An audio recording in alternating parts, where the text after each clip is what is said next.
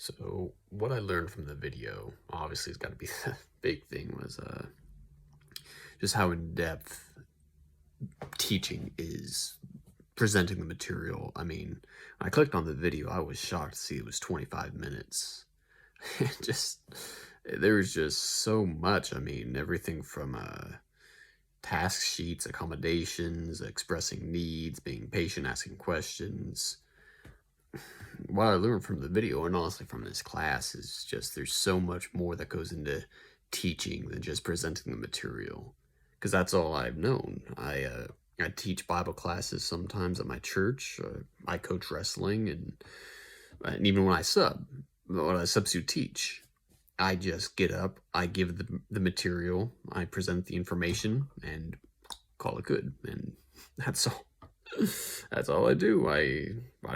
I never thought anything more of it, but obviously from the video in this class, there's a lot that goes into it, and to be an effective teacher, I gotta rely on multiple strategies.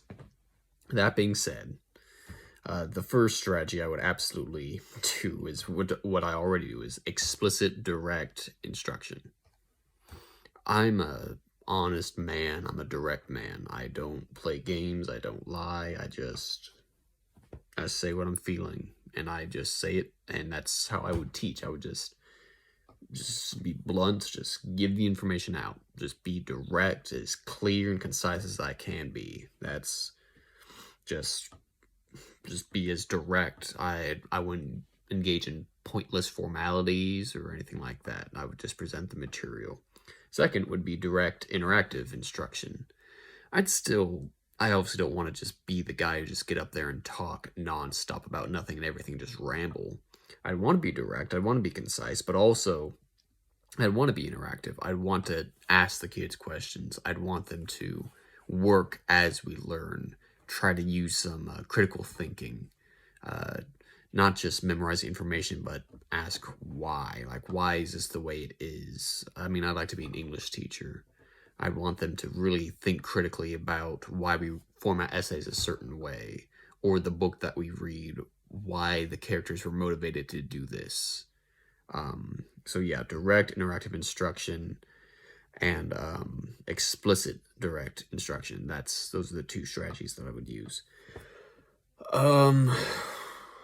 So that might prove difficult with addressing differentiation and inclusive practices, like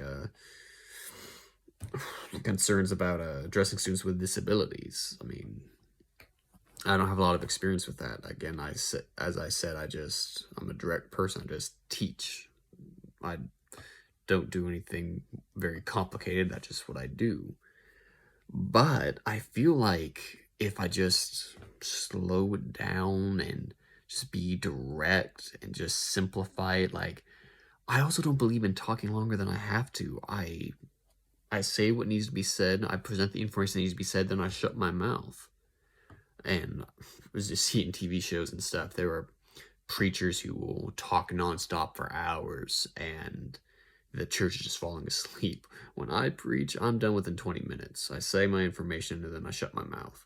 And so I feel like if I simplify it and just am clear and direct, I think those problems will be more manageable. And plus, if there's students with disabilities that get lost, even with me, keeping it short and sweet and simple, then I spend extra time with them. I ask specifically where they got lost and try to work out the problem. I guess the biggest barrier would be also just not even noticing, because I can be oblivious sometimes. If a student's struggling, unless they tell me directly, I'm probably not even going to notice. And how to address their specific disability, I'm not even going to, not going to notice unless they tell me. So that might be a problem. And also patience. If the entire class is ready to move on and there's a handful of students just falling behind, I feel like it's going to be really hard for me to be patient and let them catch up. But who knows? Yeah, those are some barriers. So there we go. That's my final discussion. Thanks.